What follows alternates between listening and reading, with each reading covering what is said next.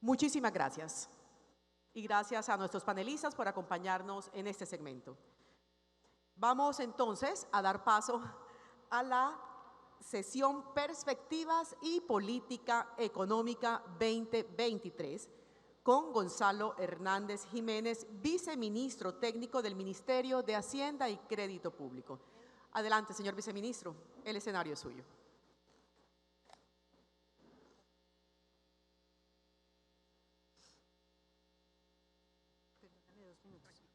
Voy a romper el protocolo. Vice, adelante. ¿No? ¿Acá? No, rompo el protocolo. Quiero darle una especial bienvenida al viceministro Gonzalo, viceministro técnico de Hacienda. Vice, muchas gracias. Y quiero decirles que hemos, desde Camacol, y así se lo hemos expresado a nuestra Junta Directiva, vice, un agradecimiento público, y lo hemos hecho también con el ministro de Hacienda, por los espacios que nos abrieron en estas discusiones democráticas como la reforma tributaria. Nosotros, y lo hemos dicho también, hacer el ejercicio, vice, de la sostenibilidad fiscal, pero además de garantizar los recursos para la inversión social, para el gasto social, pero además lograr el recaudo, todo eso, y lo estoy diciendo genuinamente porque es que sabemos que eso no es fácil.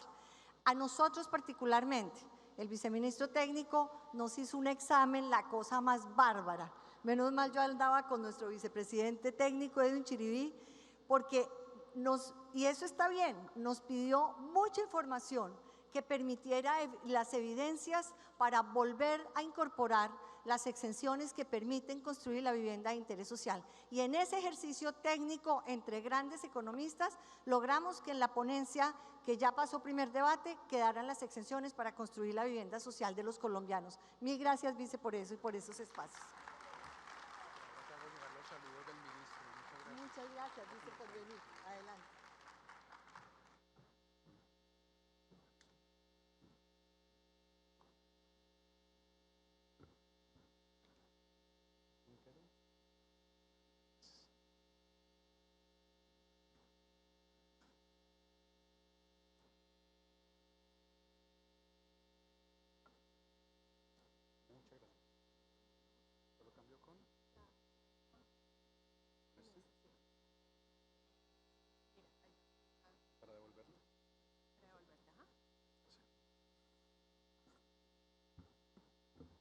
Buenas tardes, Sandra y todos los miembros de Camacol, muchísimas gracias por esta invitación, por darme la oportunidad de compartir con ustedes unas ideas muy importantes de gobierno, de la agenda económica del país, por supuesto en un contexto marcado por dificultades a nivel internacional y donde tenemos unos desafíos bastante exigentes en diferentes frentes, y agradezco mucho la mención que hace Sandra a ese diálogo constructivo que tenemos desde el Gobierno Nacional y por supuesto desde el Ministerio de Hacienda con todos los actores para poder definir de la mejor manera esa agenda de política económica, siempre con datos, siempre con rigurosidad. Y como dijo la representante Velázquez anteriormente, no es un asunto de llamarlo ideológico, pero sí con un propósito de país en el que todos tenemos que participar de manera conjunta. Gracias de verdad por este espacio. Mi presentación de hoy tiene que ver fundamentalmente con mostrar unas perspectivas de la economía colombiana en un contexto global y con la política económica tanto en el frente monetario como en el frente fiscal. Inicio con el contexto macroeconómico en el que nos encontramos. Es importante resaltar que venimos de unas tasas de crecimiento relativamente estables que, por supuesto, tienen este decrecimiento en el año 1999, que fue la última recesión importante que tuvo la economía colombiana, y luego la caída como parte del choque de pandemia, que llevó a una contracción del Producto Interno Bruto de cerca de 7%. Y luego, en el año 2021, inicia esta recuperación, también con elementos de rebote de la economía.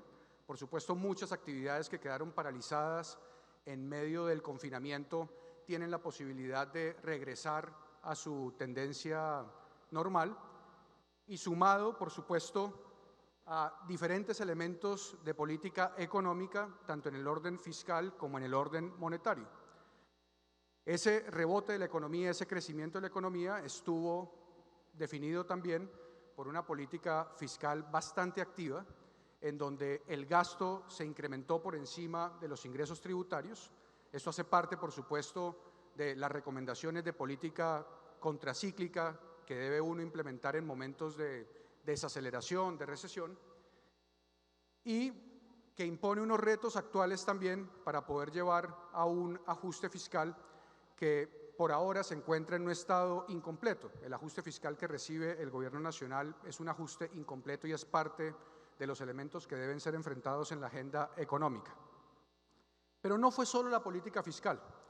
Independientemente de los análisis sobre el impacto y la incidencia de la reducción de la tasa de interés de intervención del Banco Central, del Banco de la República, podemos ver que en los años 2020 y 2021 tuvimos tasas de interés relativamente bajas. Eso contribuyó a este paquete completo de política económica de reactivación.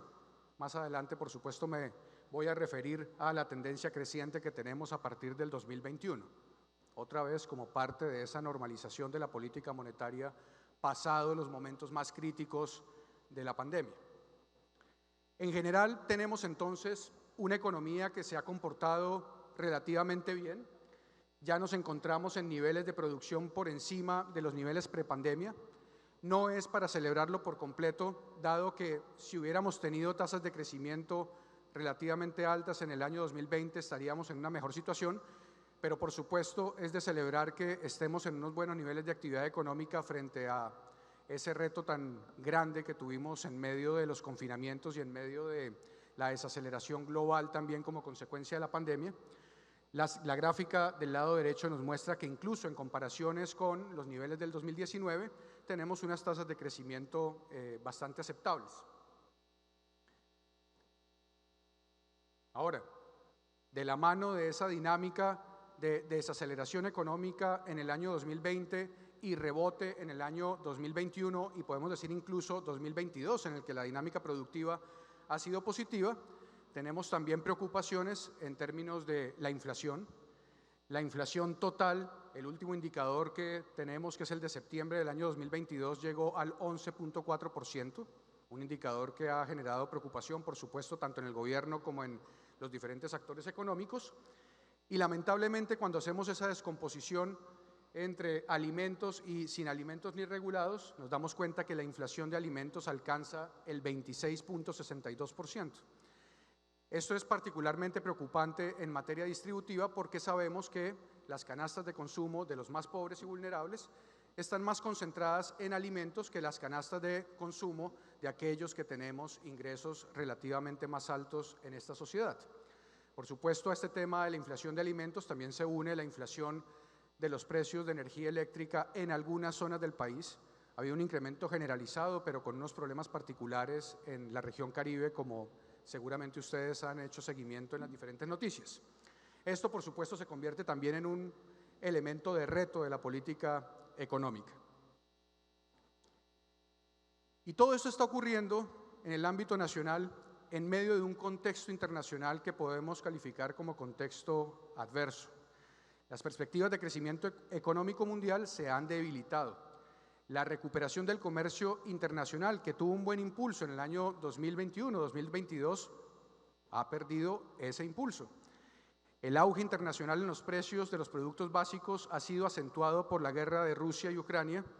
Recuerden que hasta hace poco ese tipo de fenómenos de los precios de los fertilizantes y los precios de los granos en esta zona del mundo era incluso de desconocimiento para muchos de nosotros en Colombia, y ahora se ha convertido en una de esas fuentes de choques para las economías emergentes, para las economías en desarrollo y por supuesto para la economía colombiana, algo que también nos está haciendo pensar en la capacidad productiva en el sector agrícola para poder tener una suficiencia en la producción de alimentos que nos haga menos vulnerables a estos choques internacionales. Tenemos presiones alcistas sobre la inflación a nivel internacional y riesgos de algo que se conoce como estanflación, que es algo que los economistas solemos calificar como el peor de los mundos, en donde podemos tener alta inflación y al mismo tiempo altos niveles de desempleo. Sin embargo, estos precios altos de varias de las materias primas, también de los alimentos, pues ha venido acompañado por el lado positivo con un auge en lo que conocemos como términos de intercambio, que es la relación entre el precio de nuestras exportaciones versus el precio de nuestras importaciones. Recordemos que más del 50% de nuestras exportaciones, y eso lo voy a decir con un entre paréntesis, lamentablemente, está concentrado en 4 productos de exportación, en petróleo, carbón, café y níquel. Ese componente de exportaciones ha tenido en este momento unos precios relativamente buenos que, por supuesto, ha logrado atenuar o mitigar los efectos negativos de la pérdida de impulso del comercio internacional.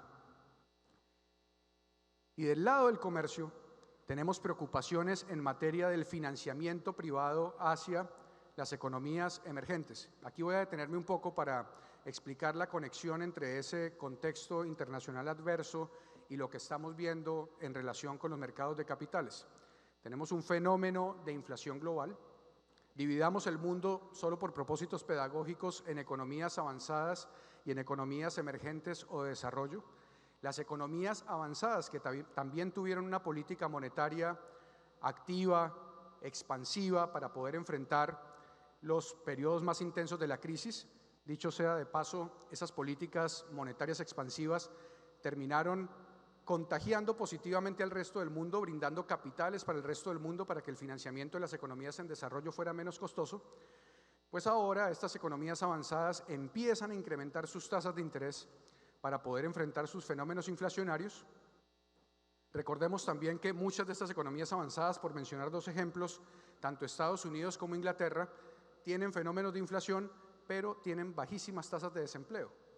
Eso les permite tener una política monetaria mucho más agresiva en el marco de la normalización, y lo que ocurre es que empieza a surgir esa brecha entre tasas de interés, las tasas de interés de los Estados Unidos más altas en relación con las tasas de interés de las economías emergentes, y todas en un proceso de seguimiento tienen que subir también sus tasas de interés, no solo para enfrentar el fenómeno inflacionario directo, sino los efectos que tiene la depreciación por cuenta de estas diferencias de tasa de interés.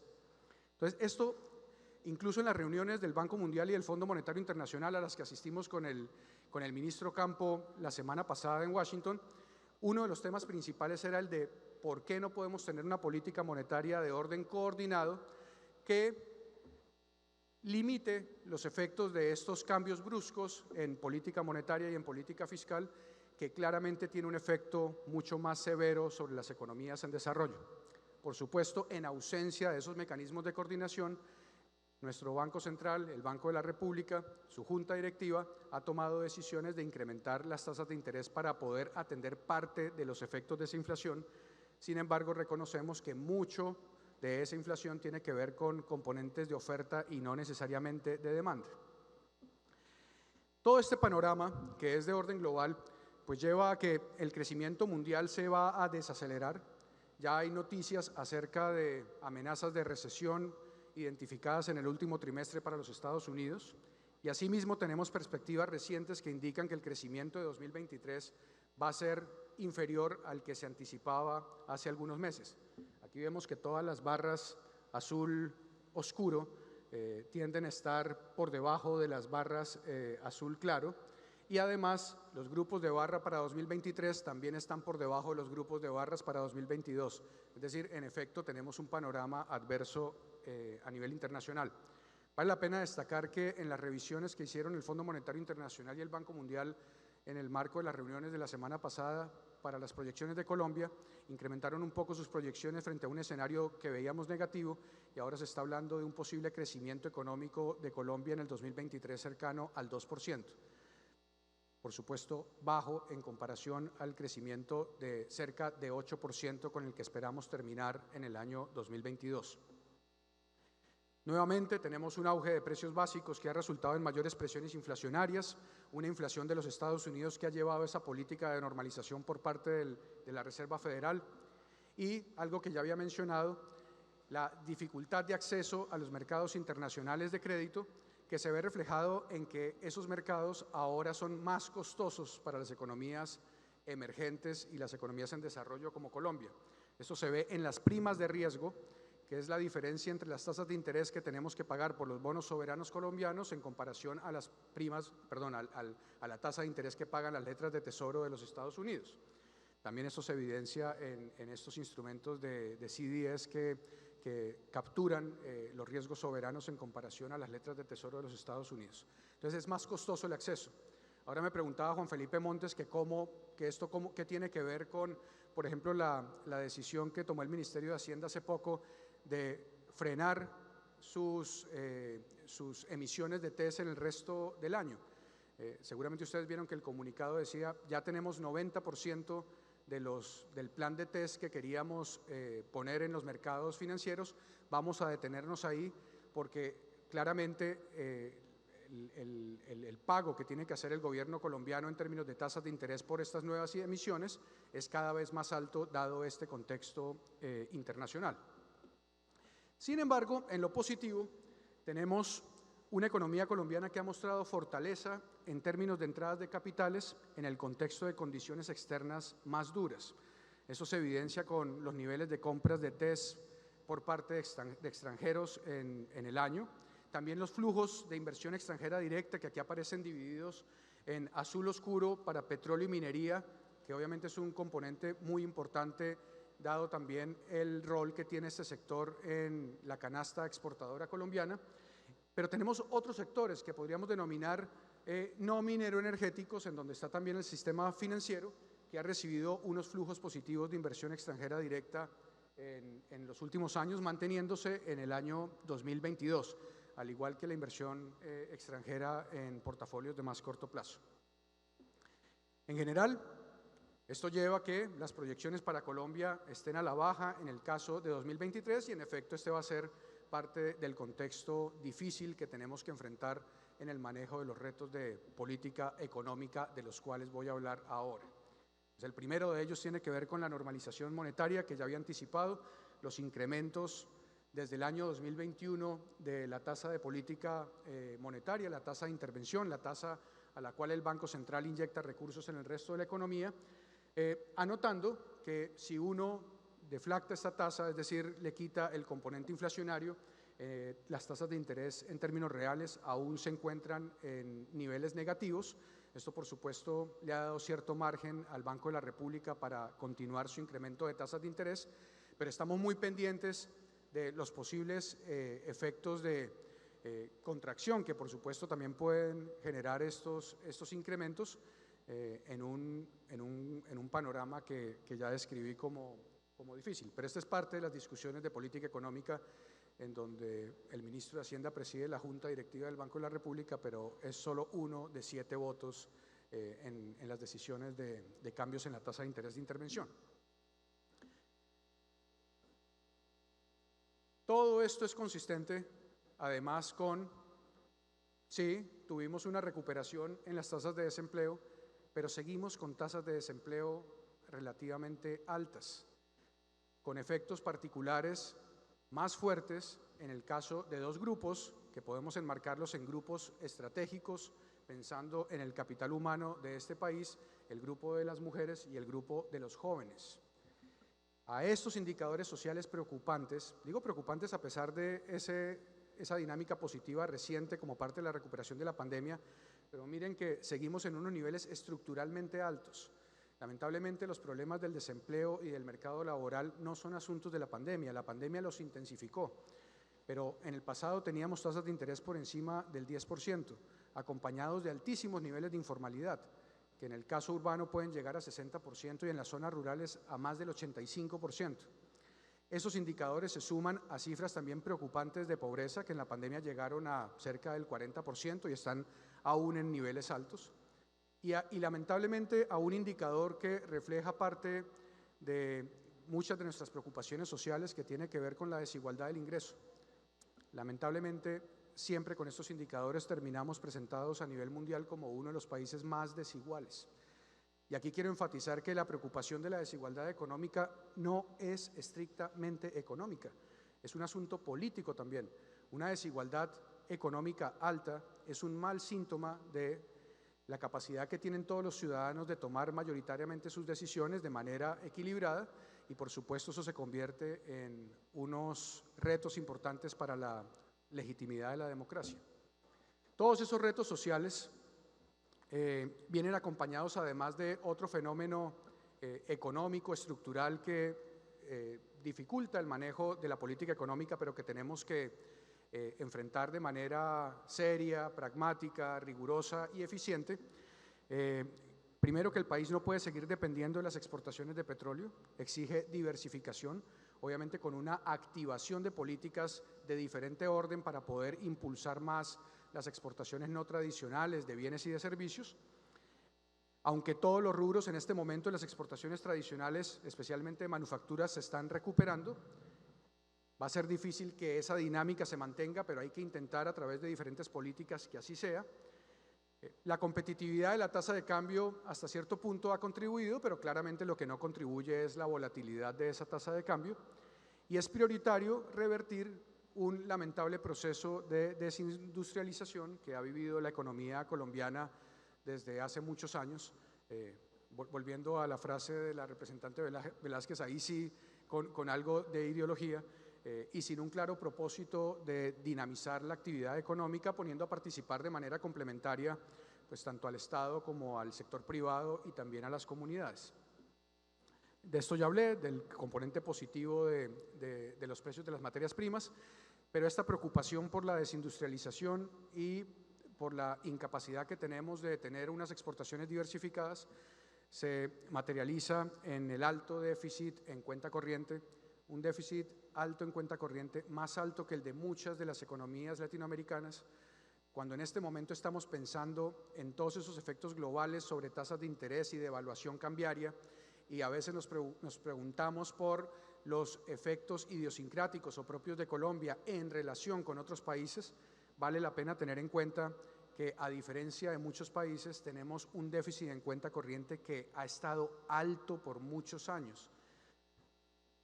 Y por supuesto, en el último reporte que tenemos de la información trimestral de la balanza de pagos del Banco de la República, tenemos un déficit en cuenta corriente cercano al 6%, que genera también dificultades de financiamiento a través de la cuenta financiera de la balanza de pagos. Este es un elemento que, por cierto, digamos, hace parte de la agenda también de investigación que en el pasado teníamos con el ministro Ocampo. Y también ligado a esa preocupación estructural de tener unas mayores niveles de diversificación en las exportaciones para hacernos menos vulnerables a los cambios en los precios de esas exportaciones. Para corregir ese déficit externo se requiere el comportamiento reciente de las exportaciones de manera sostenida, ya había mencionado esto, y lamentablemente hay elementos de esa desindustrialización, de esos altos niveles de cuenta corriente que no son asuntos del último año, sino que se han venido consolidando por largo tiempo, que tienen que ver con algo que vale la pena mencionar en relación con lo que se estaba hablando aquí en el panel, de la falta de un propósito claro de proyecto de país alrededor de estos retos de política económica y de política social también. Y unos retos de país en donde tiene que haber una clara convocatoria de las diferentes capacidades que tienen tanto los actores públicos como actores privados. Y es muy importante en la agenda económica de mediano y largo plazo del gobierno que ese proyecto de país se explique bien, se entienda bien, para que todos puedan seguir contribuyendo, para que todos podamos seguir poniendo y remando en la misma dirección. Reconociendo, aquí aprovecho para decirlo, las ya amplias contribuciones que hace el sector privado con su trabajo, con su creación de empleo y con una participación activa que es incondicional a los vaivenes de estos contextos internacionales. Y uno de esos elementos que puede servir como punto de convergencia, como punto de encuentro, es que este país necesita mayores niveles de recursos en los componentes de investigación y desarrollo, en fábricas de productividad, en fortalecimiento efectivo de recursos como los recursos con los que cuenta el SENA y que ofrece también unos recursos importantes en capital humano para la generación productiva de riqueza por parte de las empresas.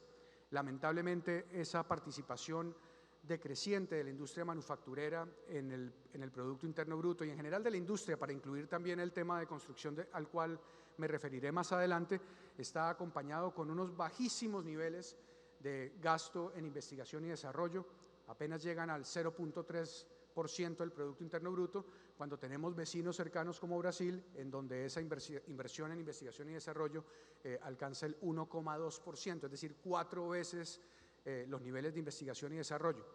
Esto lo voy dejando en el radar también para mencionar que en esas discusiones simultáneas de más ingresos tributarios que vienen con la responsabilidad de reorientar también el gasto público, no estamos pensando únicamente en transferencias y en subsidios, estamos pensando también en tener recursos, además, para poder atender estos retos de país que se identifican con una desindustrialización que debe ser corregida en el corto, mediano y largo plazo.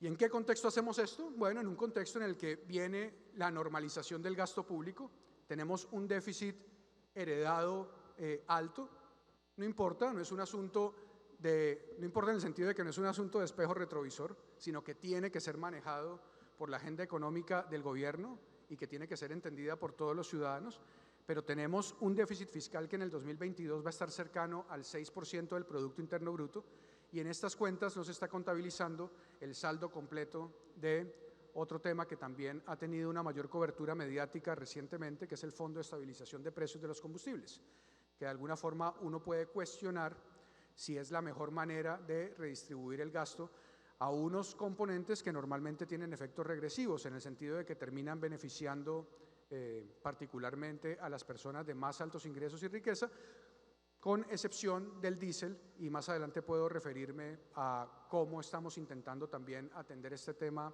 del Fondo de Estabilización de los Precios de los Combustibles. Pero en resumen, con esta diapositiva tenemos que completar un ajuste fiscal que en este momento es incompleto. Tenemos altísimos niveles de deuda, sin embargo, también quiero anotar aquí que en el marco de la regla fiscal que define un ancla para la deuda como porcentaje del Producto Interno Bruto y un techo para la deuda como porcentaje del Producto Interno Bruto, los niveles actuales, este nivel de 57,3% de la deuda neta, se encuentra muy cerca del ancla. Eso es algo que comunicamos también en las reuniones anuales del Fondo Monetario Internacional a muchos inversionistas la semana pasada. Más adelante me voy a referir a estos elementos como parte de la estrategia consolidada de política económica que tenemos en mente. Y antes de pasar a la caracterización de lo tributario, estoy seguro que no esperaban que fuera a evadir el tema de la reforma tributaria, a pesar de haber empezado con aplausos a la oposición, pero voy a tratar de ser lo más persuasivo posible en términos del propósito que tenemos con esta reforma tributaria y cómo estamos balanceando de manera pragmática diferentes piezas del rompecabezas. Quiero mencionar que una línea muy importante aquí es la siguiente. Por supuesto que hay amenazas al crecimiento económico, pero a la vez tenemos que atender unas demandas sociales que tienen que ver con el fortalecimiento de la democracia. Lamentablemente, el año pasado vivimos también un contrafactual de qué ocurre cuando esas demandas sociales no son debidamente atendidas. Cuando la democracia empieza a tener fallas, cuando hay demandas sociales no atendidas, eso es malo para los negocios también. Aquí queremos que a los negocios les vaya bien, que al país le vaya bien, y creemos que un elemento importante para que a los negocios les vaya bien y al país le vaya bien tiene que ver con el fortalecimiento institucional y democrático. Hay que atender esas demandas sociales. Pero dirán ustedes, bueno, pero como se ha mencionado en varios espacios, con un escenario de crecimiento difícil. Bueno, tenemos que, y además agreguemos otro, el de responsabilidad fiscal, para poder completar el ajuste. Responsabilidad fiscal, contexto macroeconómico difícil, atender demandas sociales, necesitamos una fuente adicional de recursos. Pero no solo es la magnitud de esa fuente adicional de recursos, sino también el cómo. Y ese cómo, que va a responder a algunos elementos que voy a mostrar en las siguientes diapositivas, pues va a estar marcado fundamentalmente por un cómo de progresividad y equidad, reconociendo que aquellos que tenemos más altos ingresos y riqueza podemos contribuir relativamente más, y en segundo lugar, en materia de las personas jurídicas, una focalización de buena parte de esos recursos en el sector minero energético, que es un sector que gracias a esos altos precios de las materias primas tiene unas utilidades relativamente altas y pueden contribuir relativamente más. Ese como dos de varios elementos de la reforma a los que puedo referirme más adelante. ¿Qué vemos en materia de estructura tributaria? Les voy a dar algunos indicadores también para poder explicar por qué el tipo de reforma tributaria que se está discutiendo en el Congreso y que fue presentado por el gobierno el primer día de gobierno como parte de una prioridad de la agenda de política económica. Pues vemos que, a diferencia de los países de la OCDE, Colombia hace parte de esos países, tenemos una carga tributaria relativamente alta miren, la barra amarilla corresponde a Colombia, la barra azul al promedio OCDE. Tenemos una carga relativamente alta en los impuestos a las sociedades, tenemos una carga relativamente baja en los ingresos personales, ¿sí? Nuevamente aquí surge la pregunta, ¿tenemos que incrementar la carga de los impuestos a las personas naturales teniendo en cuenta el elemento de progresividad? Y si tenemos planeado que en el mediano o largo plazo, dependiendo de los resultados de esta reforma y de ese contexto macro, podamos empezar a disminuir también la carga de los impuestos a las sociedades. Pero dentro de las sociedades, así como dentro de las personas naturales hay elementos de progresividad, dentro de las sociedades también hay que identificar algunas prioridades estratégicas, algunos ajustes de beneficios tributarios que terminan desnivelando la cancha, favoreciendo algunos sectores, primando a veces la capacidad de lobby y no los argumentos técnicos para poder contar con esos beneficios. Entonces, todo esto hace parte de ese rompecabezas en el cual empezamos a avanzar en la construcción con esta propuesta de reforma tributaria. Y en el caso particular de los impuestos a las personas naturales, esta gráfica nos muestra que las personas de más altos ingresos y riqueza tienen unas mayores fuentes de ingreso, por ejemplo, en las ganancias ocasionales y en los dividendos. Y esto explica un poco por qué en el texto radicado el 8 de agosto, a lo cual le hicimos ajustes, tenía que ver en buena medida con incluir esas ganancias ocasionales en las tablas de tributación marginal que cubren otros ingresos. Esto fue mencionado por algunos como una unificación de las cédulas. No era en realidad una unificación de las cédulas, pero sí un tratamiento de renta líquida gravable unificada, al igual que el caso de los dividendos. Pero esto muestra que, obviamente, refiriéndonos a, como a veces lo solicitan los medios de comunicación, pues el ciudadano de a pie no tiene dividendos y no tiene ganancias ocasionales, ¿sí? Entonces, eso hace parte de los elementos que tenemos presente en esta aproximación más progresiva. Propósitos, objetivos. Esta reforma tributaria tiene como objetivo reducir la deuda social histórica con la población más vulnerable. Y aquí quiero adelantarme también que, por supuesto, esto viene con la responsabilidad del gobierno de mostrar a la vez el uso eficiente y un buen seguimiento y transparencia de los recursos adicionales que se están obteniendo. En diferentes escenarios decimos con el ministro Campo, por supuesto, con esta invitación a seguir contribuyendo un poco más para atender junto con nosotros estas demandas sociales en un contexto fiscal apretado, pues también viene la responsabilidad de mostrar transparencia en el uso de esos recursos. El presupuesto general de la Nación, que fue aprobado hasta hace muy poco, un par de días, como parte de esa agenda económica, tiene, por ejemplo, una priorización de recursos en el sector agrícola, apostándole al desarrollo rural, pero también entendiendo que ese desarrollo rural viene interconectado con el sector industrial, con el sector de la construcción. Pero, por supuesto, un elemento central, y por eso se tituló una reforma tributaria para la igualdad y la justicia social, tiene que ver con atender esa deuda social histórica. Se construye sobre principios constitucionales de equidad, progresividad, eficiencia, y los elementos principales de esa reforma vienen con la reducción de algunos beneficios tributarios que han beneficiado en el pasado a las personas naturales de más altos ingresos. Nuevamente, recordemos, en una sociedad bastante desigual, en donde necesitamos redistribuir esos recursos también para poder generar mayor valor, para poder generar mayor crecimiento, y todos en favor de mayor crecimiento, todos en favor de entender que el mejor mecanismo para poder reducir la pobreza es a través del crecimiento económico. En el caso de los tributos empresariales, también viene una limitación de beneficios tributarios, pero eso sí priorizando algunos estímulos focalizados a sectores estratégicos de acuerdo con el plan de gobierno. Aquí quiero contarles anecdóticamente que cuando pedimos la primera revisión del total de beneficios tributarios nos encontramos con más de 250 beneficios tributarios.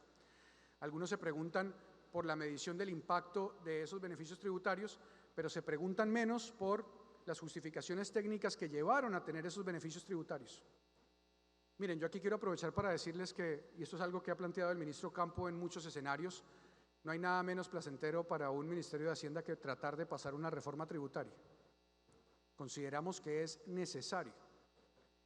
Y en esa necesidad encontramos también que hay una posibilidad de nivelar la cancha, de justificar mejor cuál es la priorización de los recursos públicos y tratar de eliminar algunos beneficios tributarios que no consideramos consistentes con objetivos socialmente deseables.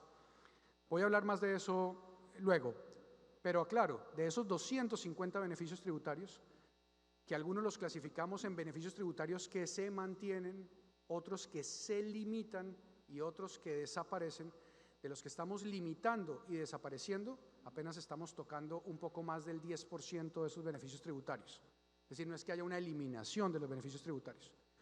De nuevo, esto tiene que venir de la mano también con políticas activas de gasto. Mejorar la contribución del sector de extracción de recursos naturales a financiamiento del gasto público. También sobre esto hay debates técnicos que aún estamos estudiando y estamos revisando. Hay unos impuestos de tipo saludable, los llamamos así, y ambientales, que tienen como propósito general mitigar externalidades ambientales y de salud. Por supuesto, queremos que en ciertos aspectos la política tributaria contribuya a una política de respeto y de buena sintonía entre la sociedad y el medio ambiente. Y al mismo tiempo reconocemos los altos costos fiscales que generan cierto tipo de enfermedades causadas por los altos consumos de azúcar. Eso hace parte, y de otros elementos ultraprocesados. Y en esa línea estamos avanzando en los impuestos saludables. Que se ha dicho de paso, cuando me dicen que, como parte de las falacias de los ataques y a los que me quiero referir también, que este gobierno desconoce los avances de otros gobiernos, pues recordemos que las iniciativas de impuestos saludables y de impuestos, por ejemplo, al carbono, son iniciativas de gobiernos pasados, ¿sí?, que vale la pena rescatar y en algunos casos fortalecer. Y otro elemento importante que tiene que ver con el fortalecimiento de la DIAN, pues medidas para combatir la evasión y la elusión de los impuestos. Yo sé que ustedes lo saben, personas que pagamos bien nuestros impuestos, somos las personas que lamentamos que haya otros grupos de personas que no paguen bien sus impuestos y terminan llevándonos a tener una carga tributaria relativamente más alta. El recaudo por ahora esperado es un recaudo cercano a los 21 billones de pesos. Eso corresponde a cerca del 1.5 del Producto Interno Bruto. En comparación con otras reformas tributarias, es una reforma tributaria que busca un recaudo importante, pero también se diferencia en las formas. Quiero compararla, por ejemplo, con la reforma tributaria de comienzos del año 2000, que incrementó ese recaudo incrementando el IVA e incrementando el gravamen al movimiento financiero. Impuestos que ahora en la discusión política se reconocen como impuestos particularmente regresivos, es decir, que terminan castigando a las personas de más bajos ingresos y riqueza. Aquí tengo un resumen de esas participaciones en los diferentes impuestos: el impuesto a personas naturales, el impuesto al patrimonio, personas jurídicas, los recursos por uso del subsuelo, que tienen que ver con estas contribuciones del sector minero, energético, teniendo en cuenta ese elemento de la no deducibilidad de regalías, acompañado por una sobretasa a las utilidades del sector minero energético, que reemplazó en el texto que llevamos a primer debate en el Congreso unos impuestos que teníamos a las exportaciones, ¿sí?, en parte como resultado de ese diálogo amplio que hemos tenido con diferentes gremios, y que nuevamente agradezco que Sandra haya reconocido en el caso de este sector en particular. Miren, como resultado de eso ha habido muchos cambios. La primera falacia que ya mencioné es la de pensar que esta política fiscal es una política que no tiene en cuenta las condiciones de crecimiento económico. O sea, tiene en cuenta las condiciones de crecimiento económico y tiene en cuenta las condiciones de democracia, de fortalecimiento institucional, de atención a las demandas sociales y también de un presupuesto fiscal apretado para poder atenderlas. Y además con el mensaje que estamos llevando a los mercados internacionales de responsabilidad fiscal. Si uno no tiene mayores ingresos tributarios en este entorno, difícilmente puede ser consistente con un mensaje de responsabilidad fiscal. Pero la segunda falacia es que aquí se ha pupitreado la reforma, y como dijo el ministro Ocampo, esta es quizás la reforma, además de más liberal, más concertada de la historia, en el sentido de que se han escuchado los gremios y se han hecho muchos ajustes.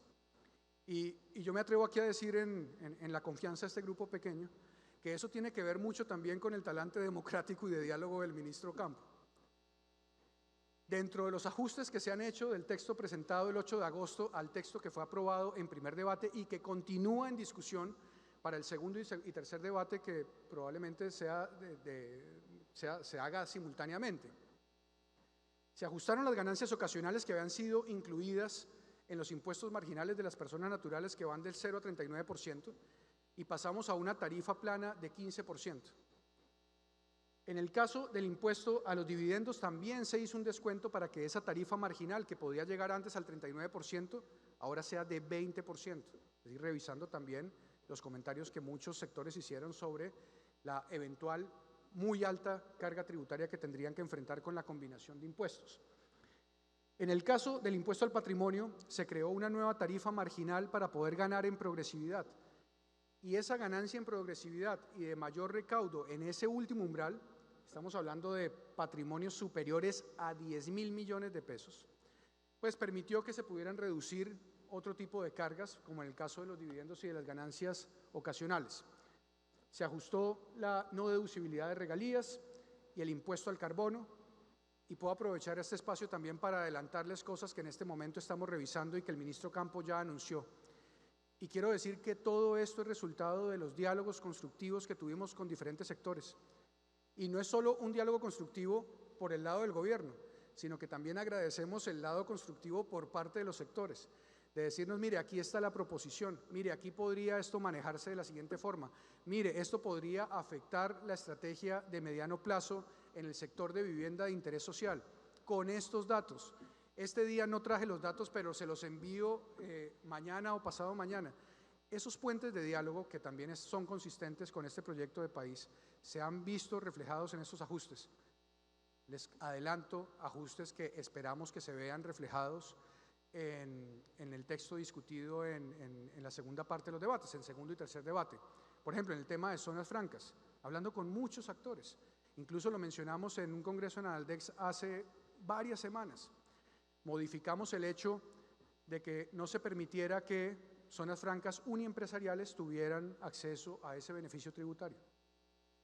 Es decir, independientemente de si son uniempresariales o multiempresariales, pueden contar con ese beneficio tributario, pero reconociendo unas reglas claras de juego en las que el beneficio tributario de zonas francas tiene que venir ligado a una estrategia de internacionalización, que fundamentalmente se ve expresada en poder contribuir a esos retos exportadores que mencioné en la parte intermedia de la presentación.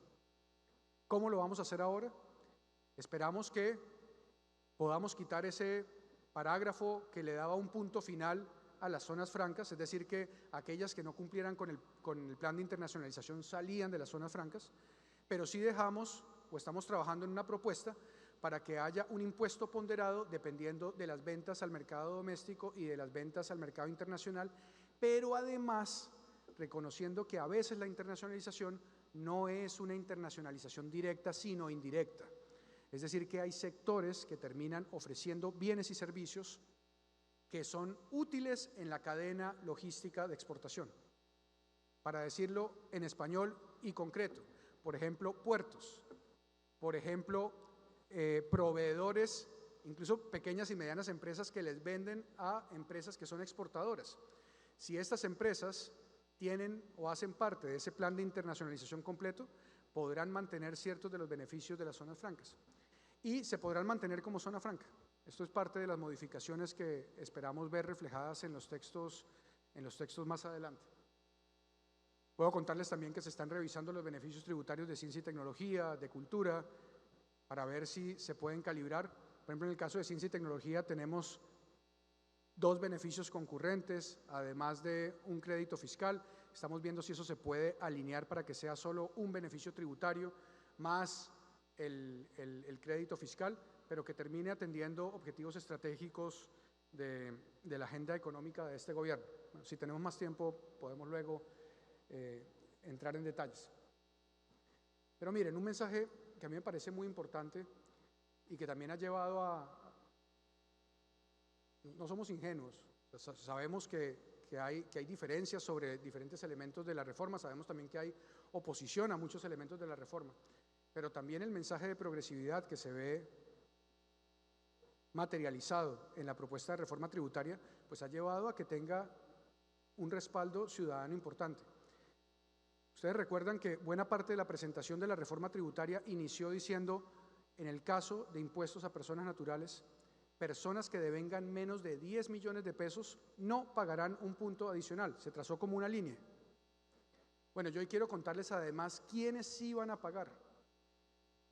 Aquí tenemos el total de recaudo,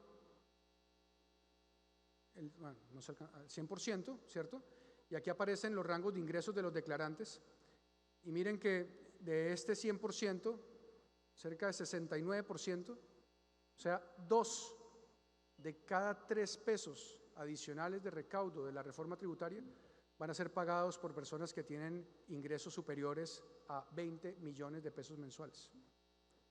Ese es el elemento, un ejemplo claro de la progresividad que busca esta reforma.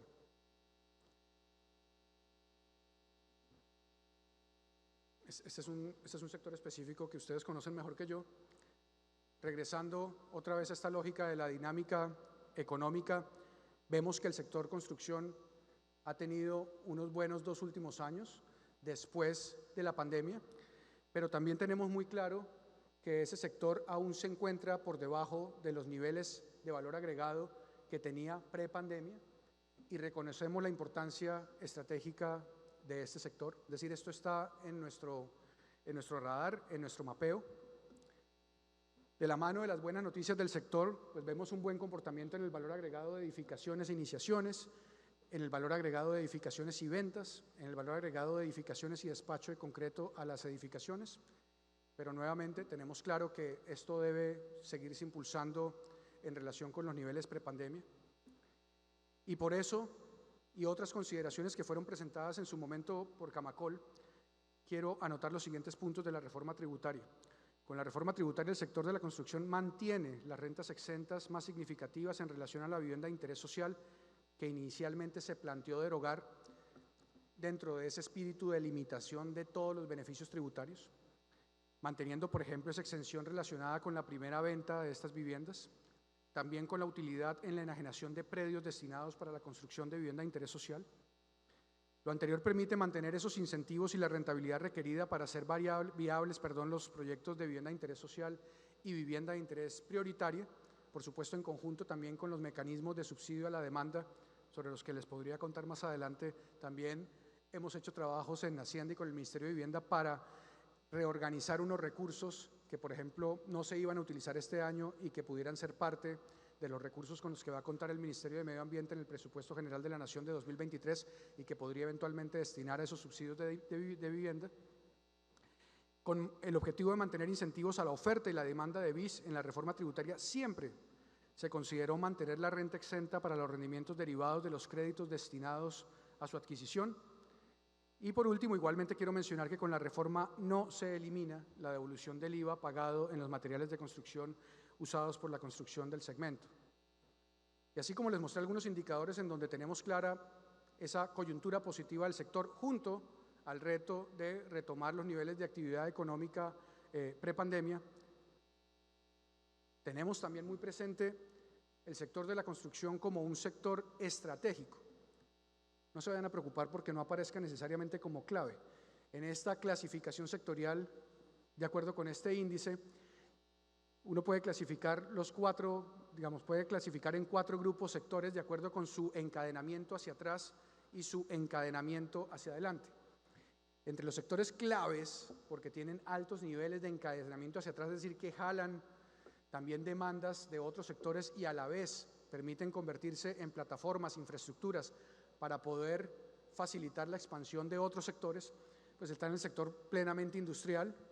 Este es un industrial en donde también hay elementos de construcción, por supuesto, electricidad, gas y agua y otras actividades especializadas, pero reconocemos muy bien que, por ejemplo, estos 2 rubros que hacen parte de las cuentas nacionales de edificaciones y obras civiles ubican al sector dentro de un sector impulsor, es decir, un sector de altísimo encadenamiento hacia atrás, es decir, que jala mucha demanda y que vemos en la agenda de gobierno que puede convertirse también en esta categorización en un sector clave, brindando diferentes niveles de infraestructura, por ejemplo, a nivel rural, que vengan en complementariedad con la estrategia de desarrollo rural que tiene el gobierno Petro.